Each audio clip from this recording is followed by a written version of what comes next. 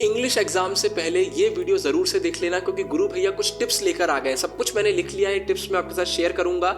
ये टिप्स आपको एग्जाम में बहुत ज्यादा मदद करने वाली है। सीधा इस वीडियो को चालू करते हैं बिना कोई टाइम वेस्ट किए। पहली टिप निकल कर आती है रीडिंग टाइम। इंग्लिश में रीडिंग टाइम बहुत इंपॉर्टेंट है। रीडिंग टाइम में हम दो चीजें करेंगे।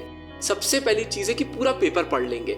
इससे फायदा ये होता है, आपने कोई क्वेश्चन पढ़ा, आपको उसका आंसर नहीं बन रहा है तो वो दिमाग में घूमने लग जाता है और जब तक आप उस क्वेश्चन में आएंगे हाई चांसेस रहती है कि कुछ ना कुछ आंसर आपके दिमाग में बनकर रेडी हो गया होगा। सबसे पहले पूरा पेपर पढ़ना है। दूसरे नंबर पर टिप आती है जो आपको पैसेज आएगा उसको कम से कम 2 बार पढ़िए।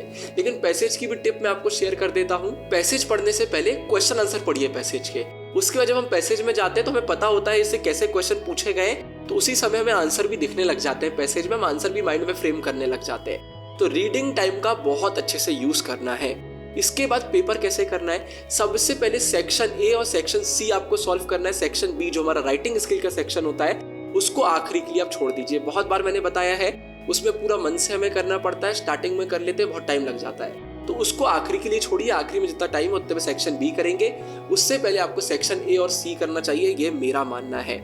इसके बाद सुबह उठकर क्या करना है, सुबह उठकर 2 चीजें करना है। सबसे पहले तो राइटिंग स्किल के फॉर्मेट एक बार देख लीजिएगा, कई बार हम फॉर्मेट भूल जाते हैं। उसके बाद दूसरे नंबर पर याद रखिएगा PYQs। इंग्लिश में बहुत चांसेस होती है क्वेश्चन रिपीट हो जाते हैं, तो सारे प्रीवियस ईयर क्वेश्चन एक बार पढ़ लीजिएगा। जल्दी जल्दी क्वेश्चन पढ़ लीजिए, आंसर पढ़ लीजिए। किस्मत चमक गई, वही क्वेश्चन आ गए तो हमारी आंसर फ्रेमिंग कितनी अच्छी हो जाएगी, टाइम भी बहुत कम लगेगा। तो सुबह उठकर PYQs तो हमें कर ही लेना चाहिए। मैंने आपको पहले भी बताया था, फिर से बता देता हूँ, एक सिली मिस्टेक मत करना। हर चैप्टर में जितने भी कैरेक्टर्स हैं उनके नाम आपको पता होना चाहिए। ये तो पता चले एग्जाम में आंसर तो बन रहा है लेकिन नाम ही भूल गए, कर यार उस लड़के का नाम क्या था, उस लड़की का नाम क्या था, आंसर ही नहीं बन रहा है। तो ये गलती कभी मत करिएगा। इसके बाद याद रखिएगा, कोशिश करिएगा कि आपका पेपर थोड़ा सा जल्दी हो जाए और उसके बाद अपना पेपर पूरा चेक करिएगा। इंग्लिश के पेपर में, हिंदी के पेपर में अगर ग्रामर मिस्टेक हो जाती है, स्पेलिंग मिस्टेक हो जाती है तो इंप्रेशन अच्छा नहीं पड़ता है, तो वो अच्छे से देख लीजिएगा। फिर अच्छे से पढ़ भी लीजिएगा, कहीं आपने कोई क्वेश्चन तो नहीं छोड़ दिया है, कहीं कोई क्वेश्चन आपने गलत तो नहीं पढ़ लिया है। ये सब चीजें अच्छे से देख लीजिएगा, है ना। तो आखिरी में थोड़ा सा टाइम बचाइएगा और पेपर अच्छे से देखिएगा। इंपॉर्टेंट चीजें अंडरलाइन कर लीजिएगा। कई बार ऐसा होता है कि हम कुछ लिखने ही भूल जाते हैं, दिमाग में तो आंसर होता है लेकिन वहां लिखना भूल जाते हैं, तो उसको अच्छे से जरा चेक कर लीजिएगा।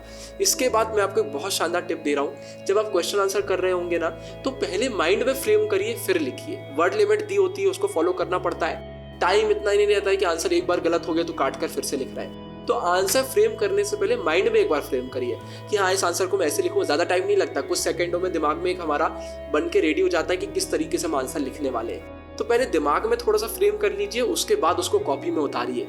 ये मत करिए कि लिखते हुए सोच लेंगे। इंग्लिश का पेपर है, यहाँ पर ग्रामर वगैरह सेंटेंस फ्रेमिंग पर बहुत ध्यान देना पड़ता है, तो ये चीज बिल्कुल याद रखिएगा।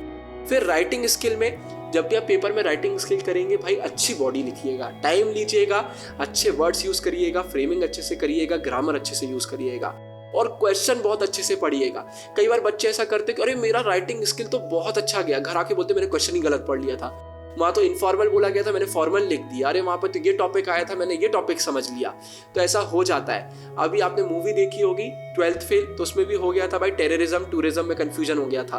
तो ये कंफ्यूजन हो जाते हैं, टेररिज्म को टूरिज्म पढ़ लेते हैं, टूरिज्म को टेररिज्म पढ़ लेते हैं, तो ये गलती मत करिएगा, ठीक है।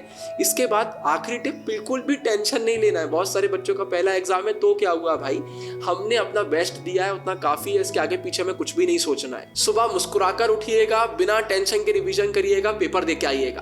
पेपर में अपना बेस्ट देना है, उसके अलावा कुछ मैटर नहीं करता है। घर आइएगा, रेस्ट करिएगा, अगले पेपर के प्रिपरेशन में लग जाइएगा।